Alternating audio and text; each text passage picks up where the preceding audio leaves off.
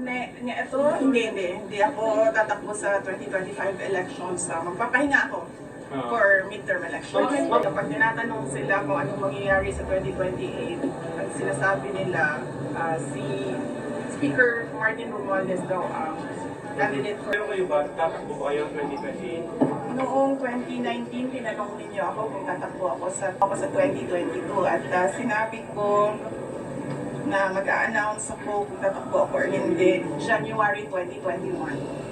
Sabi ko magsasagot ako January 2021. Ngayon? Sa ngayon, this very minute, magsasabi ako kung tatakbo ako sa fourth quarter ng 2026. 2026. Bibi, sorry to ask this question. Nagsisisi po ba kayo hindi nyo sinunod yung payo ng tatay mo about sa pagtakbo? Hindi nyo po? That is a very good question. Naririnig niyo si PRD, di ba ngayon? Sasabi siya, huwag ka tumakbong president. Ngayon, sinasabi niya, yan din ang sinabi niya noong 2021. Huwag ka tumakbong president. Kasi nanggaling na ako dyan. Sabi niya, hindi siya madali na trabaho. Maawa ako sa iyo.